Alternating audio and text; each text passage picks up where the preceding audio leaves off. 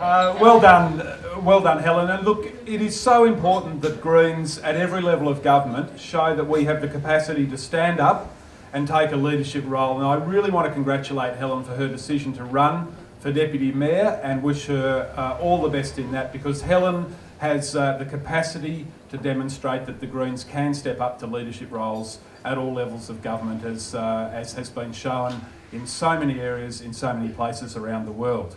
Okay, I'd now like to introduce our second candidate to you today, and this is someone who I've come to know quite well during my time in Green politics, and I'm very excited that Corey Peterson is going to hold the number 2 position on the Greens ticket for Hobart City Council. Corey's work in Antarctica over the past 17 years has shown him the dramatic impacts of climate change and the potential that that has to wreak havoc around the planet, and Corey's watched firsthand decaying glaciers and dramatically changing ecosystems in that area. Corey has a very impressive record of being engaged with the Hobart community. He's active in sustainability-focused organisations, in GLBTI organisations, and also in the Independent Education Union. I've watched Corey take MacKillop College to a position where it has won major statewide sustainability awards through initiating stormwater, solar power and food garden projects at the school. And might I add, those projects actually provide a very sound model for community-based projects in Hobart and around Tasmania. Corey's worked in varied local government roles overseas and has advanced degrees in urban planning and public administration. Corey's standing for election to Hobart City Council to help create a dynamic city looking at the bigger and longer term picture. He wants to work to preserve and capitalise on Hobart's unique values with appropriate and sensitive development that showcases genuine innovation in sustainable urban space and building design. Ladies and gentlemen, and boys and girls, I'm sorry I forgot you last time, Corey Peterson.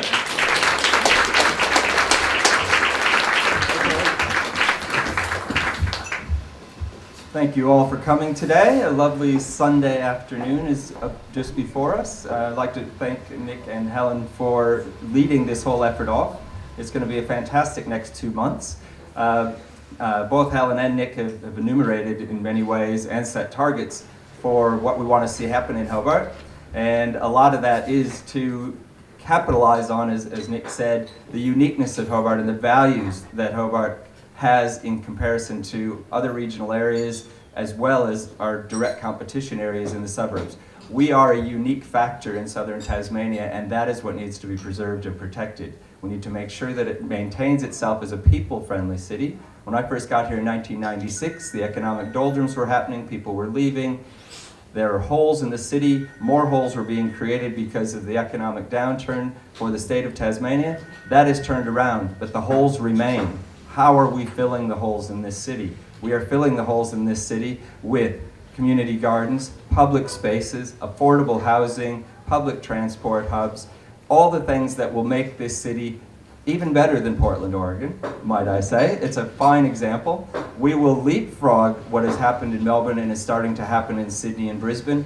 20 years ago, they're doing what Hobart is doing now under our current council. They are looking at the old way of doing things, the business as usual way of doing things. We need to leapfrog that. Look what's happened in Melbourne. That has been a resurgence. It has been recognized internationally as one of the most livable cities in the world. That's Melbourne. We all know that Hobart is significantly nicer and better than that. We've got much more for natural attractions. We've got bushland, we've got rivulets, we've got culture, we've got every kind of restaurant you could imagine. We have what Melbourne has. We need to make sure we capitalize on that. We protect it. We protect our streetscapes. We don't allow a massive car park development to rip down half a city block in the middle of the city.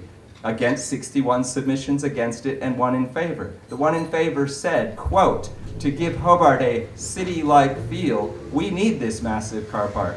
Well, I don't know about you, but I don't live in a car park. I don't want to live across from a car park. If we have to have them, they should be hidden away and only as many as we need, not the 2,300 that are already approved. So, that said, as you can tell from my accent, I am a migrant. I'd like to represent the migrant community as part of the diversity that brings resilience, I guess is the best word. Diversity brings resilience to communities. And as a member of the GLBTI community, my partner Cameron is just over there. We just recently got registered in May, so we're pretty happy about that.